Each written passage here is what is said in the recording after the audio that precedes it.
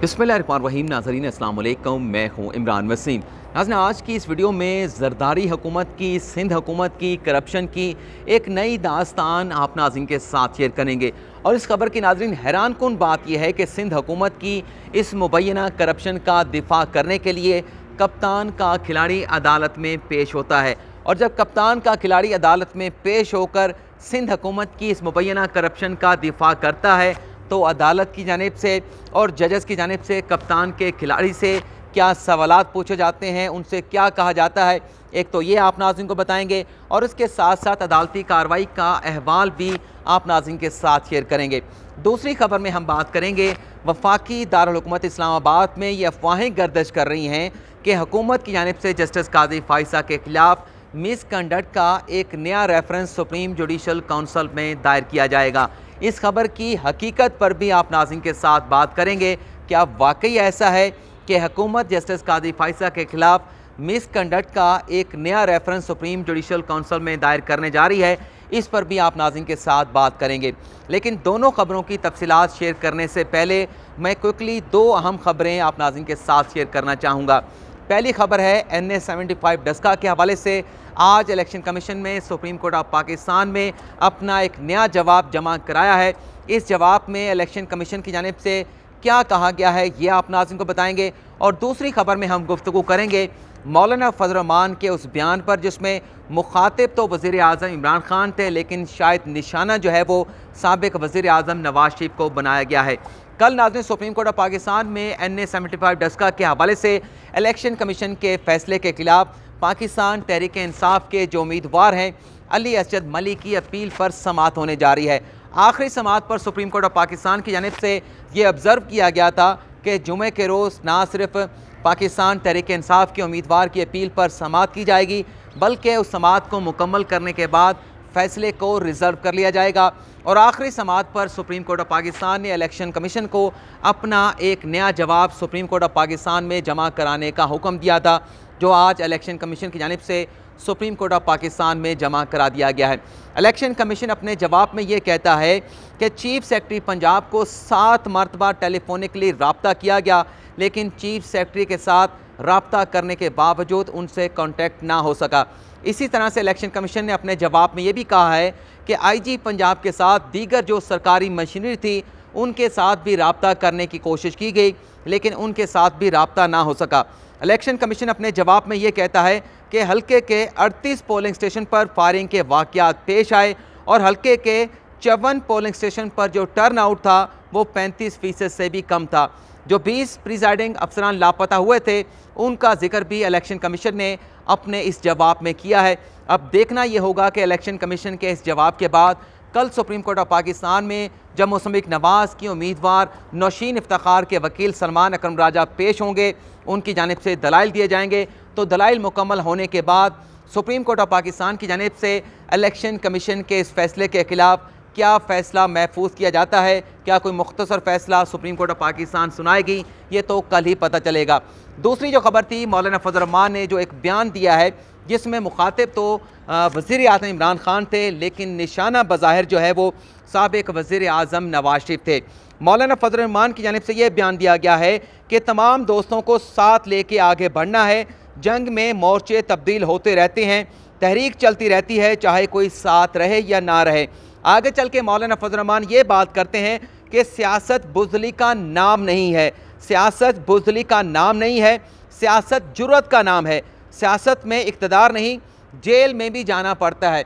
अब वज़ीर आज़म इमरान खान ने तो जेल में जाने के हवाले से कोई बात नहीं की। साबिक वज़ीर आज़म को वापस आने के हवाले से आसिफ अली ज़रदारी की जानिब से मुतालबा किया गया है। और फिर जो फड्डा पड़ा था PTM के इस इजलास में, इस हवाले से आप नाज़रीन जो है मुझसे ज़्यादा बेहतर जानते हैं। और कल इस्लामाबाद में ये अफवाहें गर्दिश कर रही थी कि शायद मौलाना फजल रहमान की जानिब से भी नवाज शरीफ की पाकिस्तान वापसी का मुतालबा किया जाएगा, लेकिन इस खबर की तरदीद कर दी गई थी बाद जमीयत उलमा इस्लाम फ़े के तर्जुमान की जानिब से। लेकिन आज जो बयान दिया गया है उस बयान से बज़ाहिर ऐसा लगता है कि इमरान खान को मुखातिब करते हुए नवाज शरीफ को निशाना बनाया गया है और ये कहा गया है कि आप जेल जाने से डरते हैं। सियासत तो खेल जो है वो सिर्फ इक़्तिदार का नहीं है, बल्कि जेल जाना भी जो है, सियासत में जेल भी जाना पड़ सकता है, जेल भी जाना पड़ता है।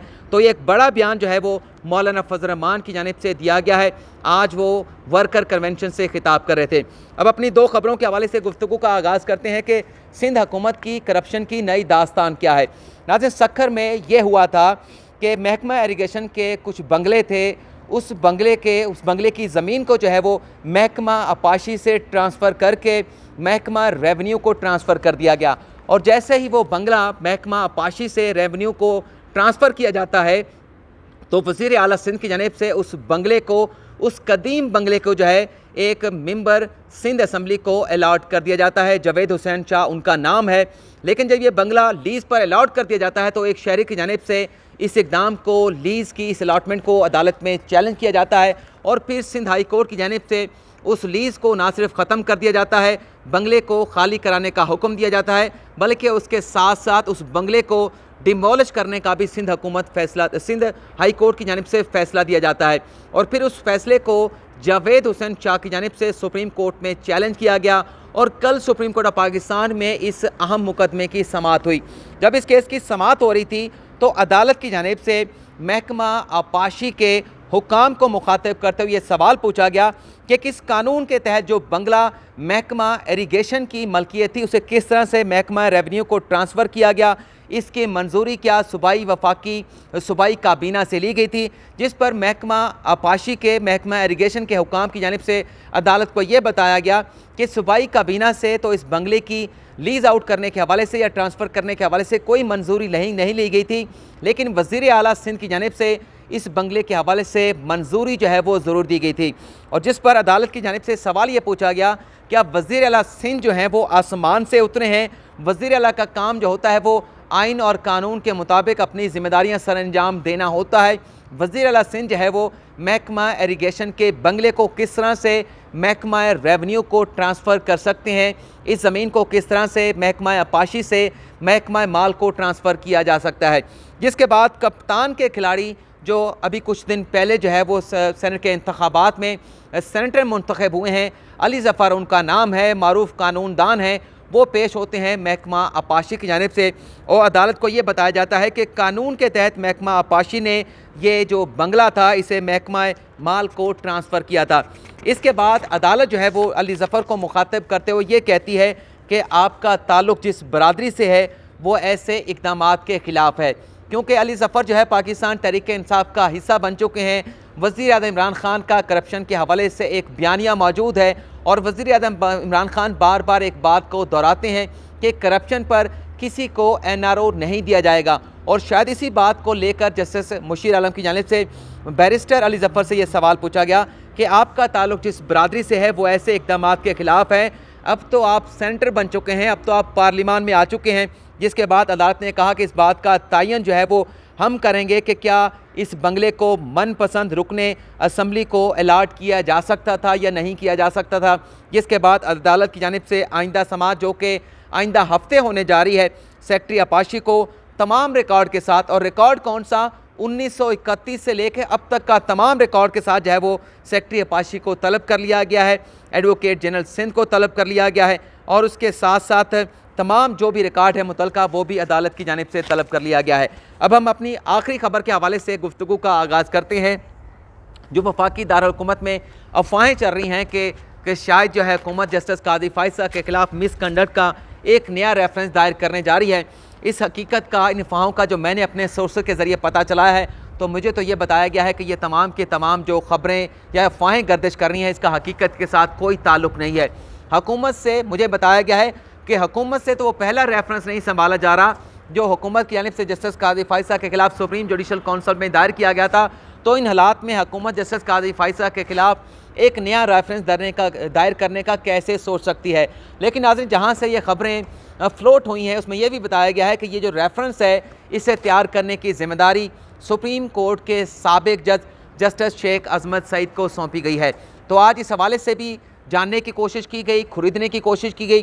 तो जस्टिस अज़मत सईद शेख की जानिब से ये बताया गया है कि मेरे पास तो जो ब्रॉडशीट का काम है उससे वक्त निकालना मुमकिन नहीं है, तो मैं किस तरह से किसी जज के खिलाफ रेफरेंस बना सकता हूं और मेरा ताल्लुक ही क्या है कि मैं किसी जज के खिलाफ रेफरेंस तैयार करूं। मैं तो ब्रॉडशीट कमीशन के हवाले से जो जिम्मेदारी हुकूमत की जानिब से सौंपी गई है उसकी तहकीकात कर रहा हूं और जो वक्त या जो लिमिटेशन मुझे हुकूमत की जानिब से दी गई है उस वक्त के मुताबिक मेरी कोशिश ये है कि मुकर्रर वक्त से पहले वो रिपोर्ट ब्रॉडशीट कमीशन के हवाले से अदालत में अपना ब्रॉडशीट कमीशन के हवाले से हुकूमत को पेश कर दूँ। तो नाज़रीन, ये जो अफवाहें हैं क्योंकि नया रेफरेंस जस्टिस काजी फैसला के खिलाफ तैयार किया जा रहा है, ये तमाम की तमाम अफवाहें हैं, इनका हकीकत के साथ कोई ताल्लुक नहीं है। आज की इस वीडियो में नाज़रीन इजाज़त चाहूँगा, अगली खबर में एक नई वीडियो के साथ आपकी खिदमत में हाजिर होंगे। फ़िलहाल इजाज़त चाहूँगा, अल्लाह हाफ़िज़।